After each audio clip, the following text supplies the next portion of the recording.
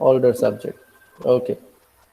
So we need to go for full orientation slide, right? Look, this is the first lecture for data structure subject. Okay. And it's almost 1.5 months or more than that you've gone through program outcomes and all. So what we will do is today again we will go through the full orientation slide, which contains the introduction to subject, as well as we will also look at the program outcomes one more time. So for GTU, this is the third semester data structure subject. Subject code is 3130702. 130702 is the subject code, and 3 prefixed, which means this is the third revision of this subject till now. I'm Professor Tejas Chauhan. I'll be conducting this entire subject for your class on behalf of Department of Computer and IT, right? So let's quickly go through the index. We are going to see teaching scheme, course outcome, program outcome, the experiments and lab work that we are going to follow in this entire semester, the evaluation scheme for this subject, as well as at the end, we will see a few reference books that you can refer.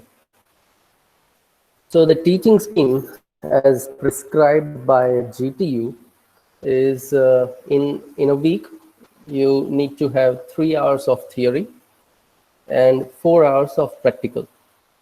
Now, considering this current situation, we do not have full access of 6 hours per day. And what we do is we are going for daily 4 hours of teaching sessions, right?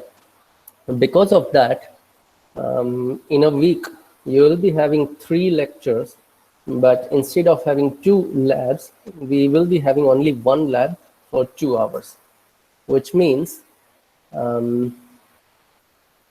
instead of 4 hours of practical, you will be having 2 hours of practical right now. Okay.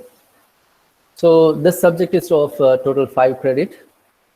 There will be 70 marks end semester exam, 30 marks for your mid-semester exam during the semester evaluation, then 30 marks for end semester viva, and 20 marks for internal evaluation.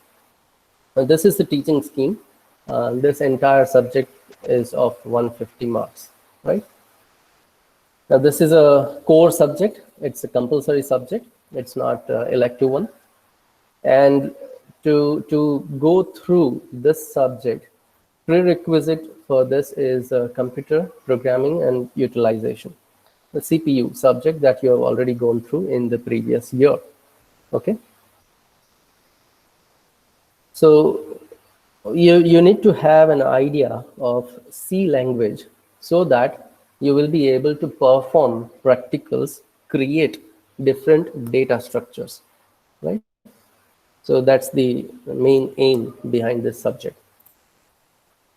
So after going through the entire subject, data structure, what you will be able to, or what are you going to gain once you complete this course?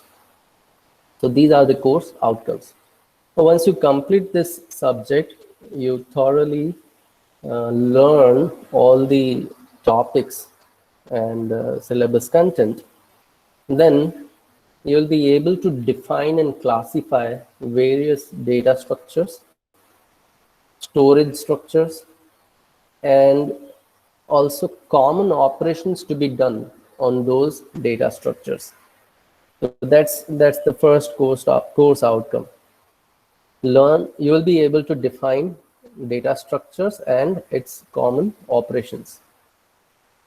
So for example, if you say stack is a data structure and operations on that data structure is push, pop, peek, change, display, and so on. If you take another example, let's say tree. is the data structure, then tree traversal or finding minimum spanning tree and let's say searching a tree will be the common operations on that data structure. So that's first course outcome. Now, if you have any query during the entire session, you may speak, unmute yourself, and you may speak, or you can write in the chat box. Okay. Going through the next one. Second course outcome is you'll be able to create linear data structures. Even third one is a non-linear data structure. Okay, so first one was defining and classifying, but second and third is to create your linear and non-linear data structure with their representation and different operations. Now, in our first unit itself, we will be looking at what are the linear data structures and what are the non-linear data structures. Right? So in your first unit, you will be having a list of those data structures. And then your consecutive units, unit number 2 and unit number 3, is entirely on this data structure. Unit number 2 is on linear data structures, and the third unit is on the non-linear data structures. And those unit covers how to create it, how to define it, how to use it, and all. So second and third course outcome is based on creating linear and non-linear data structures, using it, producing it. Then the fourth course outcome says that you will be able to apply various searching and sorting techniques on the data sets, right? So this is from the second last unit, fourth maybe, which is having different sorting methods and searching methods. So linear search and a binary search we will be looking at, and then there are sorting algorithms also. So bubble sort, selection sort, insertion sort, and so on. So once we go through those searching and sorting methods, you will be able to apply those various methods on your data set. So that's the fourth outcome. And the fifth outcome is based on actually the having idea based on the given current problem. So we will be able to solve the given problem. Now, based on the given problem, we will be also able to apply appropriate data structure in that solution, right? So that we can have optimal performance of the proposed algorithm or the software. That will be optimal one when we compare its performance with the other possible structures. So this is finding a solution for a given problem in the optimal way. So this course outcome is based on actually we will be able to compare two algorithms, and we will say that from these two algorithms, which one is better one and why it is better. Okay, so that's the fifth course outcome. And these are the course outcome for this course, data structure course. Now, what happens is actually when you become graduate, okay, when you go through the entire 4-year span and you complete near about 40 to 42 subjects in the entire 4-year span, then every subject, every course will have this kind of course outcomes.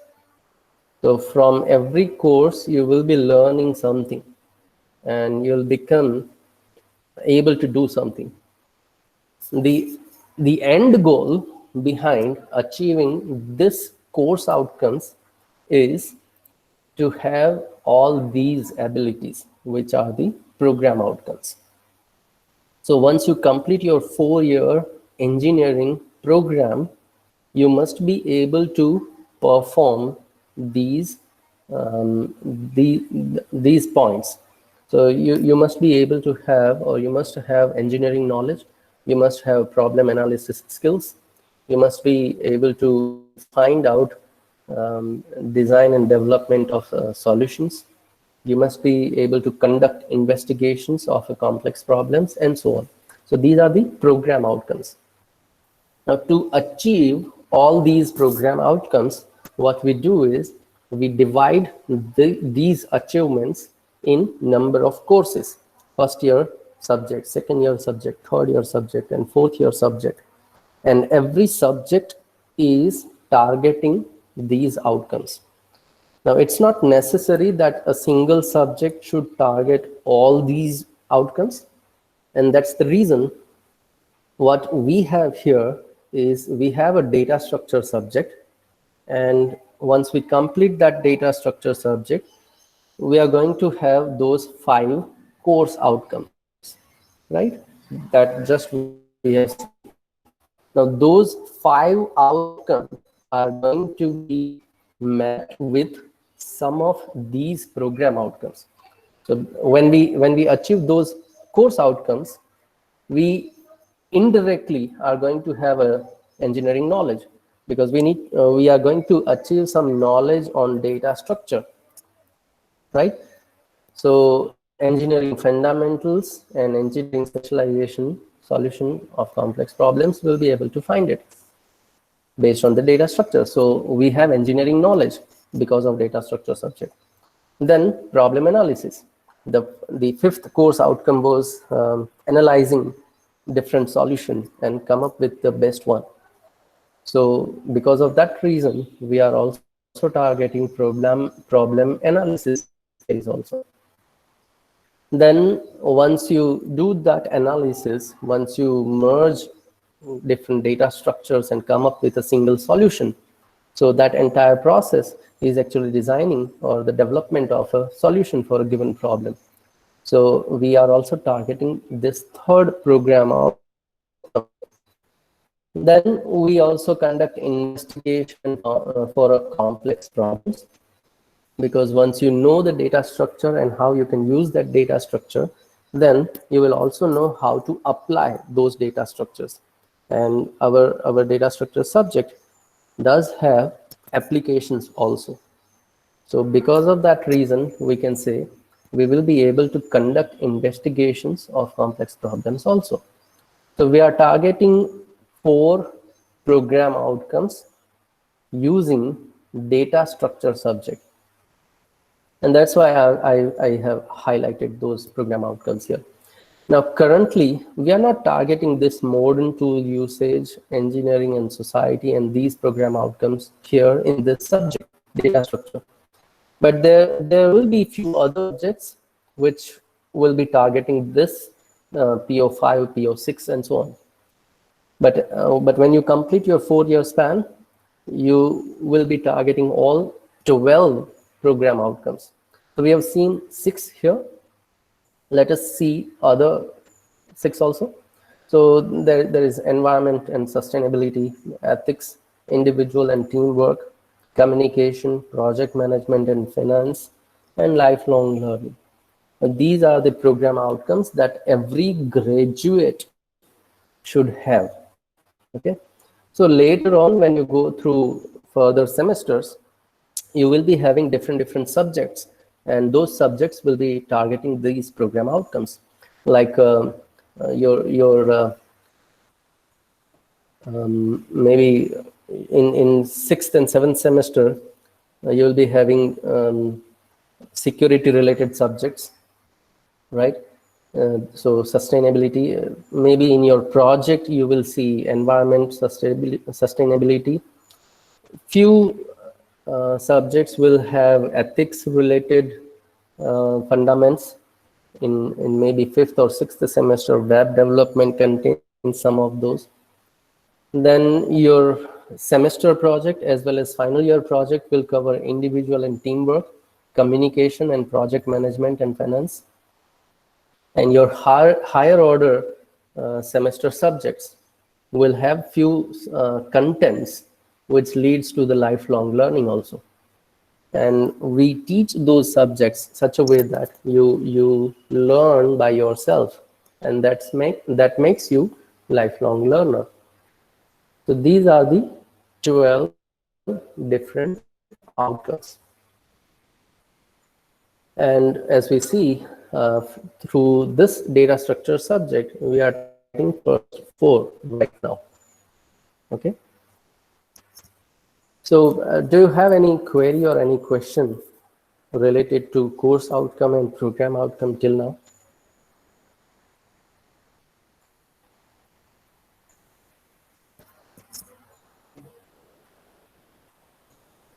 Anything that you want to ask? Okay.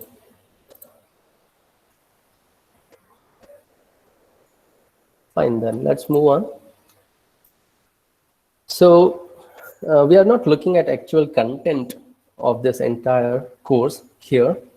That we will see the PDF file of GTU course, and we will see what are the content of each and every unit. And after that, there is a list of practicals also. So that's the experiment or lab work you need to go through. Now, as per GTU, there are total 17 programs given in the syllabus file. And GTU says that minimum 10 of those 17 programs you need to complete throughout the semester, within the semester. That's the minimum requirement. Now we'll do more than that actually. We'll be able to complete around 13 to 14 practicals. That's what I believe from my experience till now. So we'll complete those programs. And few students, if you are enthusiastic, then you can work around and you can complete all 17 programs also. Okay. Now, while we are implementing those programs, we will be using C programming language because that's what you have learned already. And I believe all of you are familiar with C programming language. So that's the one language we will be using while we create those programs. So that's the lab work or experiment you need to perform. Then the evaluation scheme.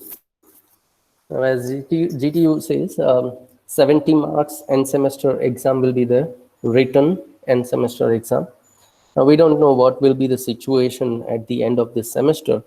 So we are not sure whether it will be handwritten physical end semester exam for 70 marks or some other format will be followed. So we are not sure about that right now. But as of now, this is what the scheme GTU gives us. 70 marks written exam end semester. Then 30 marks mid-semester exams. So as you have already received your first mid, the calendar, first mid-sem exam schedule. So that is the online MCQ based evaluation scheme for mid 1. Okay.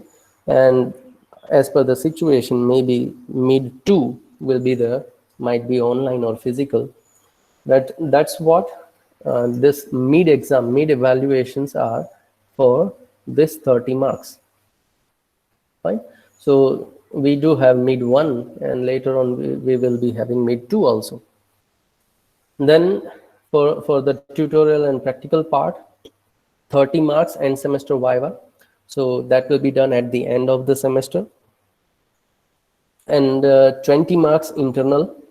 Now for this internal 20 marks, you need to have your practical file. So whatever practical we perform, you need to write those practicals and create one file. Okay, file for that. So there will be minimum 10 practicals from the given 17 practicals, and along with that there will be 3 assignments during the entire semester. So you need to complete those assignments also. Now, how are we going to follow this and how you are going to submit all those works? So what we will do is I'm going to create Google Classroom, and I will send each and every one of you the invitation link via mail. Okay, I'll send you the mail.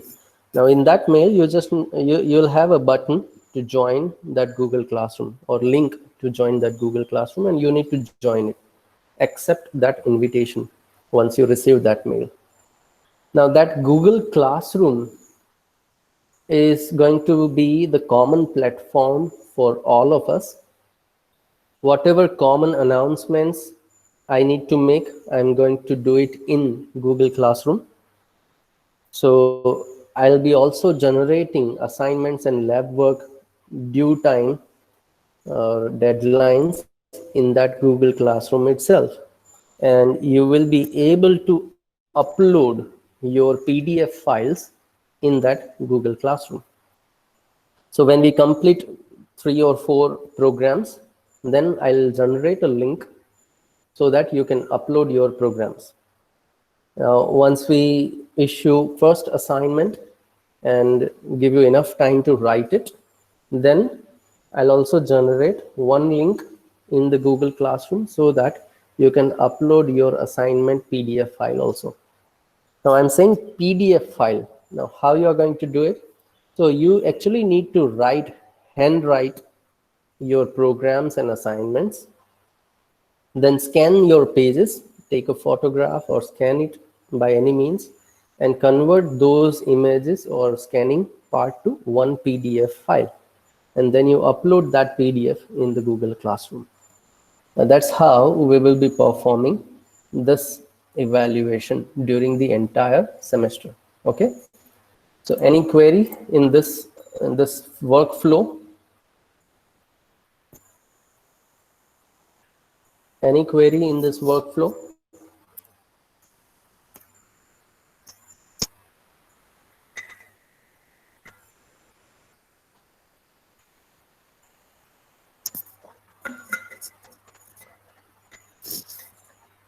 Okay. I just want to know that are you familiar with Google Classroom or not? Are you using Google Classroom in any other subject? Okay, fine. So need not to explain it, right? Okay, thank you, thank you. So you are familiar with Google Classroom, and within this week, okay, by end of this week, you will receive one link to join that Google Classroom, and later on, every common announcements and uploading will be done in that platform. So that's the evaluation scheme of this entire semester subject. And these are a few reference books that you can use. Some of these reference books are available online, so you can use it. Whenever college starts, for students, we do have all these books available in our library. So later on, you can use it also. If you want to buy these books are available in bookstores also. So if you feel, then you can go to that. And otherwise, what you can do is you prepare your classwork book, your own notes, and combine those notes with my presentation slides or this video, whatever online sessions we are going through. And later on, when you need it, you can refer these videos and classwork books, and that will be enough for you actually. Okay. So these are the reference books. If you want to make a note of it or want to take a screenshot, you can right now. I'm keeping this slide for a few minutes, so everyone can take a screenshot if they want.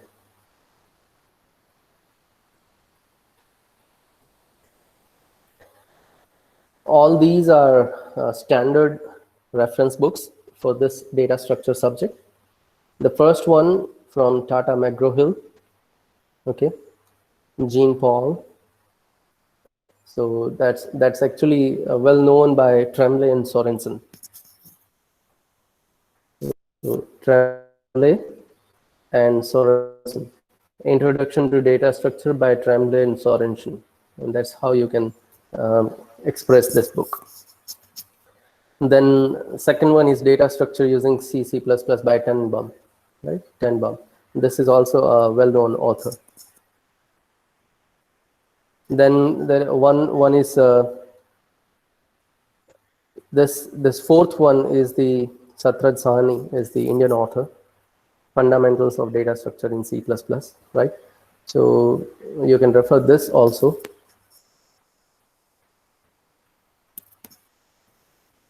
These three books are well known in this entire region. There are few local author books available, but I suggest that you don't go through those local author books, because as far as my knowledge is concerned, I have seen few local author books, and those books are having multiple printing mistakes. As well as there are multiple mistakes in the algorithms. So I suggest that you do not go through those books. If you want to go through it, then you simply read those books for explanation part only, okay? If you feel that the language of those books are easy to understand by you, then you simply refer those books, read the explanation part only. Don't go through those algorithms. Always refer algorithms from the standard reference book. Okay, so that's all for orientation right now.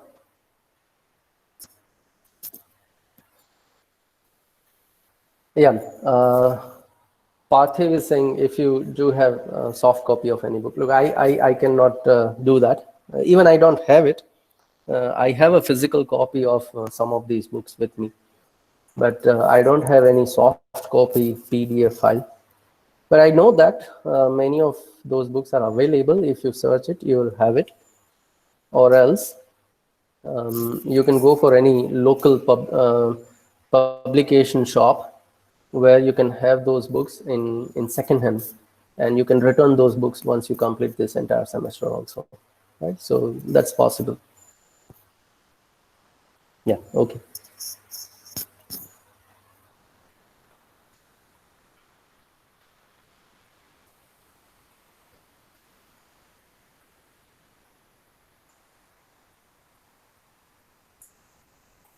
So that was all about orientation program and introduction to this subject. Now let's quickly go through the given syllabus file by GTU also. So let me present it.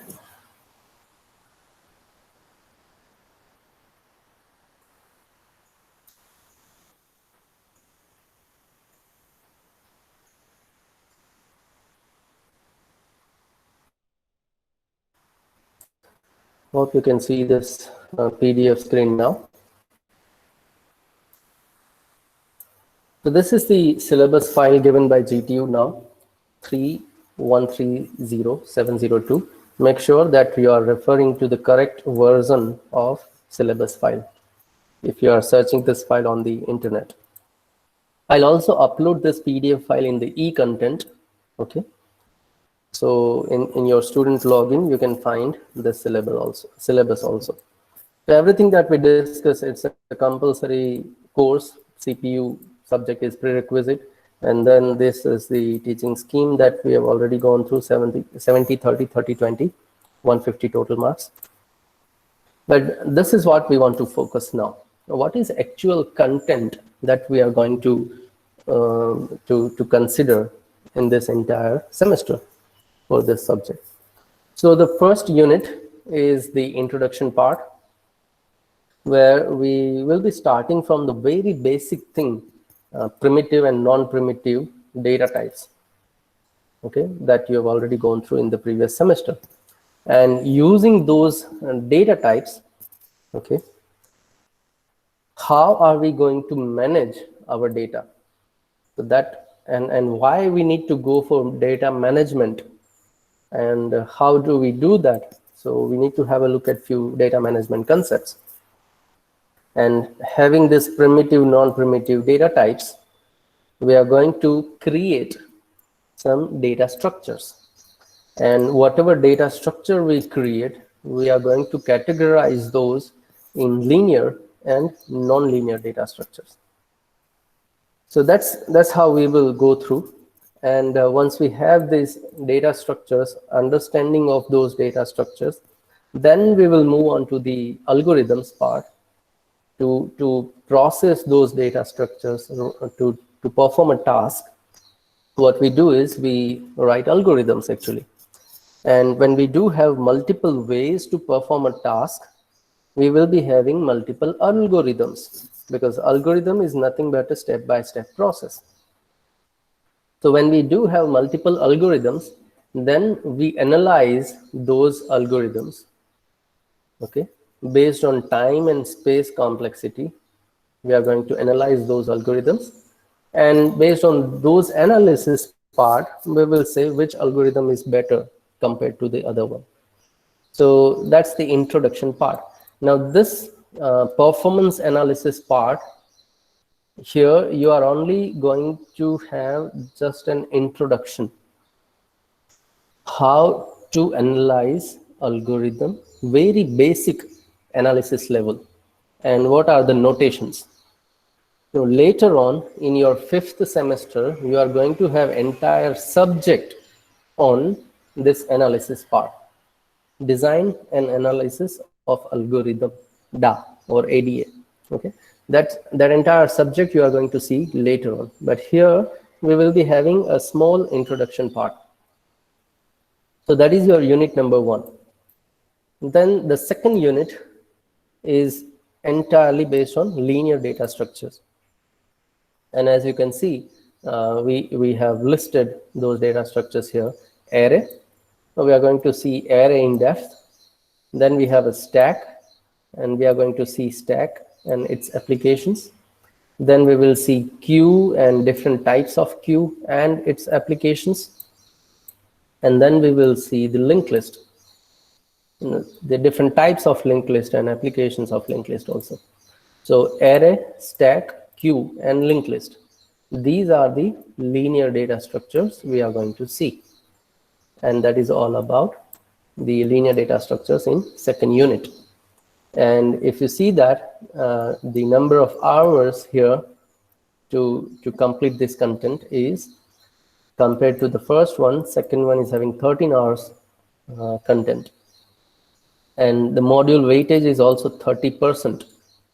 The 30% from second unit and 30% from third unit, which means from your entire 100% weightage, 60% weightage coming from these two units, second and third unit, which means these two linear and non-linear data structure units are very much important, and we will be having majority of time completing these two units.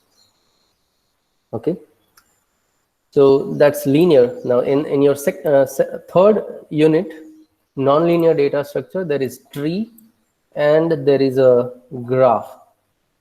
Where is the graph? Yeah, tree and a graph. Only two non-linear data structures we are going to have a look at is tree and a graph. And based on tree and graph, there will be few algorithms, operations. So that is your third unit. Okay, then fourth and fifth unit is having even lesser weightage and less number of hours to complete.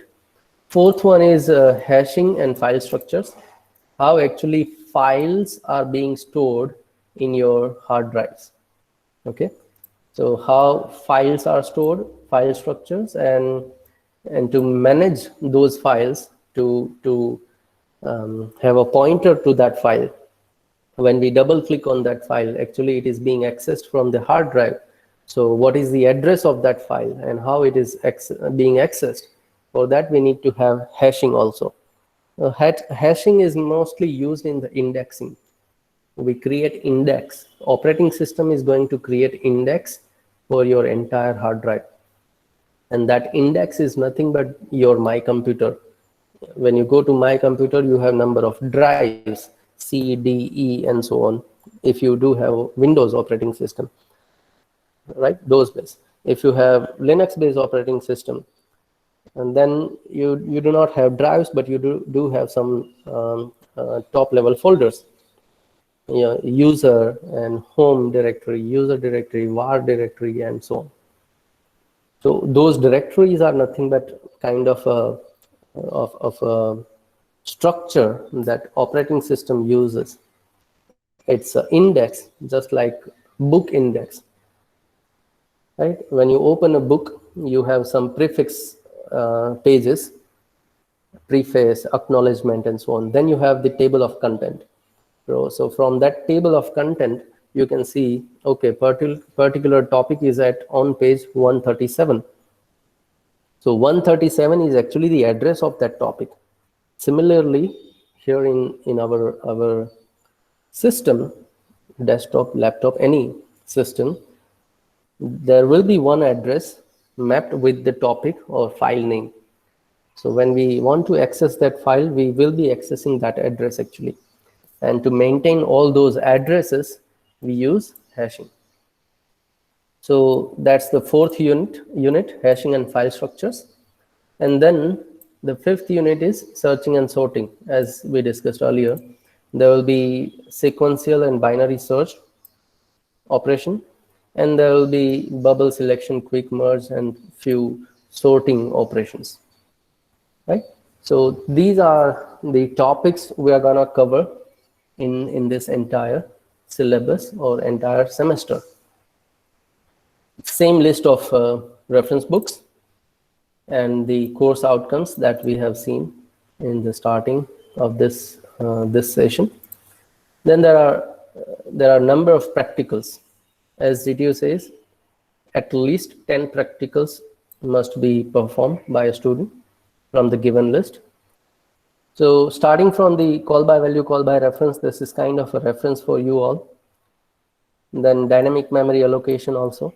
So while we are covering first unit, which is introduction part, during that time in lab sessions, we will be even performing the introduction or the revision kind of thing for the previous semester here, first two practicals.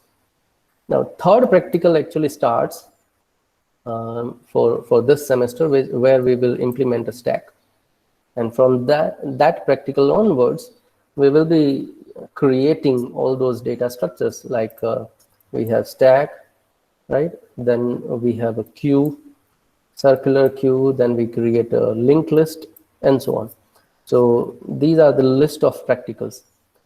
Now, if you look at the numbers, actually, there is a mistake by GTU. 10 comes 2 times. And there is one more, 5 comes 2 times, right? So numbering, in numbering they made the mistake, which means instead of 15, actually there are 17 practicals given in this list. And from those 17, we need to complete 10. And that's the end of this file actually, right? So once we start lab sessions, we will be creating these practicals one by one, and we will be creating all those programs. And that's all about the syllabus content. Now, once again, let me tell you, please do focus on first 3 units more, because it does have 70% weightage, right? 30, 30, and 10. 70% weightage of your entire course. Please do focus here on first 3 units.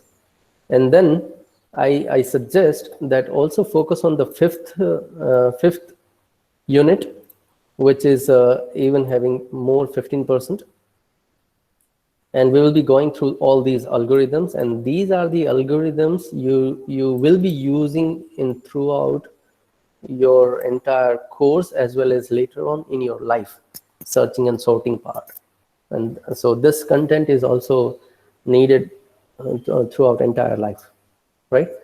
Now, as per your situation right now, I believe this is somewhat complex for you guys, and here you can spend a little bit less time, and you can keep this as a last one to cover.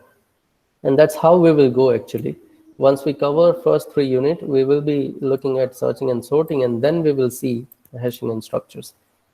Okay, so that's all about the content that we need to follow in this entire course. Again, I'll stop for a while, and I welcome all your queries if you do have. Let us solve those queries, and then we will move on. Anything that you want to ask related to this content?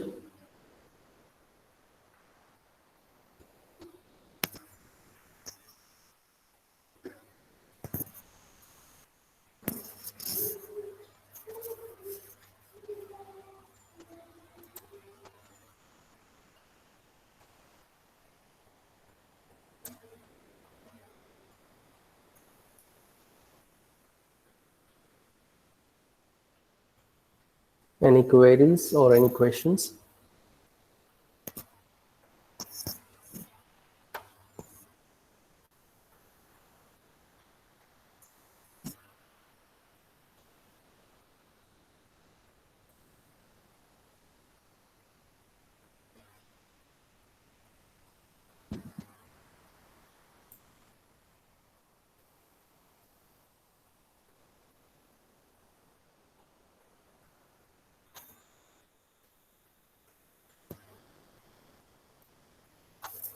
Well, nothing till now. So that's all about PDF syllabus file. Let me close it, and let me present my first unit presentation slide to you.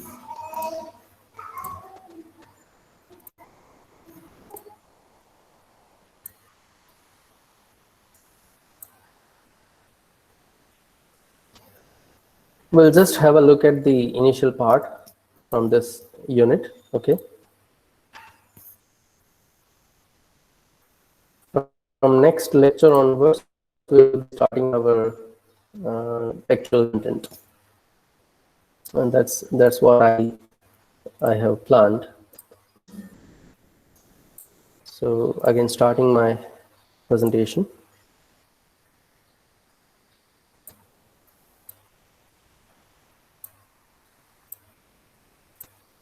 Hope you guys can see that screen now.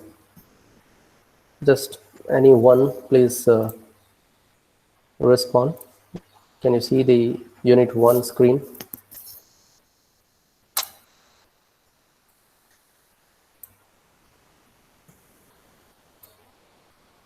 Okay, thank you. We are not actually starting this unit today. We will have initial content part here, but officially we will be starting this content, unit 1 and its content, from next lecture onwards, as we do have only 10 minutes now remaining. So we'll have formal discussion once we have an overview on this unit also, right? So the unit 1 is the introduction to data structure, and this is what the content that we need to cover in this entire unit. We need to go for data management concepts. Then we see data types, primitive and non-primitive data types. Then we see performance analysis measurement. But as I said, we'll have a different approach actually. From primitive, non-primitive data types, we will jump to data structures, types of data structures, linear and non-linear data structures, and then we will come back to algorithms, and then performance analysis and measurement, right? So this is the highlight of the content that we need to cover in this entire unit. Now, why we need data management concepts? That's the first question comes to our mind. Why we need it, and what is it actually? Why we say it's a concept that we need to learn? So the aim behind this is, let me give you one example. Let's say you're creating one software, okay, for any problem, let's say given by a user. You are creating a software, and once you are done with that software creation part, you install that software in the client PC and ask your client to run it, use it. Now, what happens with your client is, when your client is going to start that software, your software takes a longer time to come up on the screen. So once I double click the executable file and I have that entire software open, it takes a longer time. That's one problem. Another problem, when I open that software is going to eat my entire memory, RAM. When I run that software, my RAM, okay, my memory gets full, and I cannot have anything else simultaneously running. And even if that I'm not starting any other software simultaneously, still this software is lagging a lot because of less amount of memory available. Now, if this is the case, if this is the scenario, then no one is going to use your software. And these are the two major reasons behind any software is getting popularized. So any software or any solution, any program that we propose must be efficient in terms of time as well as in terms of memory space. Now, how do we do that? So in terms of memory space, so if something is not required, we are not going to allocate a memory for that. So let's say I'll give you a very basic example. Let me give you two numbers, and I want you to swap those two numbers. What are you going to do? Anyone can speak here. The problem given to you is swapping two numbers. Or let me give it in precise, swapping two integer numbers. What are you going to do? Just anyone can speak here or write.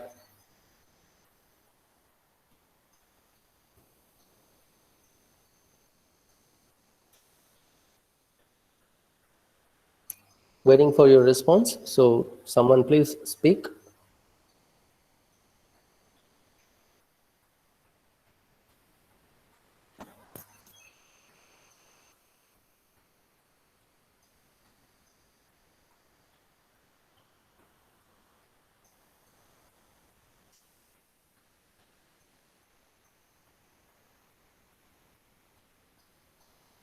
Am I audible to all, or there is any problem?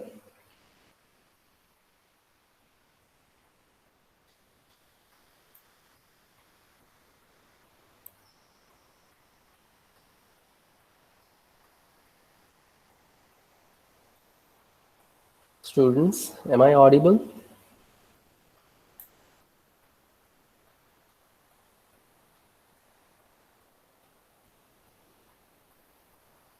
Okay, thank you, Rajesh. So I think I'm audible. I'm asking something to you guys. There is nothing right and wrong in replying something, okay? So what I ask is, what are you going to do when I say that you do have two integer numbers and you need to swap those two numbers? Yeah. So as Parthiv and few of you have given the solution right here. So you are going to swap A and B, and to swap those two numbers A and B, you are going to have one temporary variable temp, and then you swap those two. So that's one solution. Even Hertz has given us a second solution, which is based on mathematical operations. And when you go for those mathematical operations, you need not to have temporary variable, okay? So declaring a third variable is one way. Without declaring a third variable, go for the mathematical operations is another way. Now, both these ways are correct, okay? Both these algorithms or steps are going to give you the solution. But now, when we say that we are going to declare a variable, then that variable is going to occupy memory. Now, this is integer, so as per your Turbo C understanding, C programming language on a 32-bit operating system, integer is going to occupy 2 bytes, right? That's what you know. Now, when I declare one variable, integer variable, it will occupy 2 bytes. So third extra variable is going to occupy 2 more memory bytes. Now, this is just one example. Now, when you think of, let's say, large software, banking software, and you do not keep track of this extra variables, then just imagine in your large software how many number of extra variables you have declared. And all those extra variables are going to occupy some memory, and which means it is going to eat your memory unnecessarily. Right? Now, if it is possible to find a solution without having extra memory, let's say swapping two numbers with mathematical operations, then we can spare those memory locations. We can have less memory occupied by the software, right? So this is just one example to understand. In second solution, we do not declare third variable, and that's why we save 2 bytes of memory. Now that's one thing. We save some memory space. And then let's say if something can be done by just a single step, okay, but to complete that thing, you are taking a longer route, long path. You are doing multiple calculations and then come up with the solution. And then that longer path takes time. It takes much time to give the solution, to give the answer. And that's the another one. So we need to be careful of shortest solution available with less number of memory space. And once we have these two achieved, then that software, that solution is going to be the best one. And that's why we need to go for some memory concepts, management concepts. And that's the need, okay? So here we stop today. Again, in next lecture, we will start from this data management concept topic, and then we will move on for the other content discussion, right? So that's it for today. Any question, any query from your side, you can ask, or later on we'll complete this session.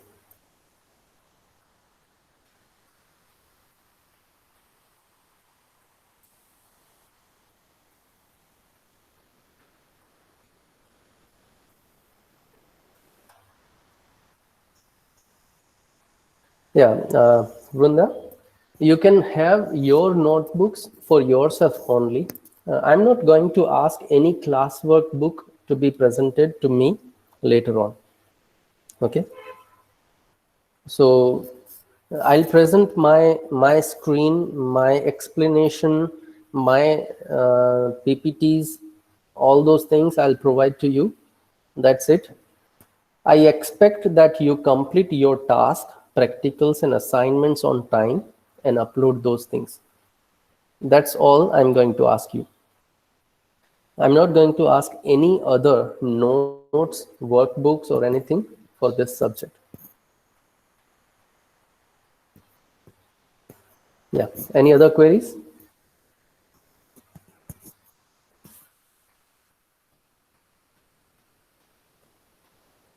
Let me stop this recording now.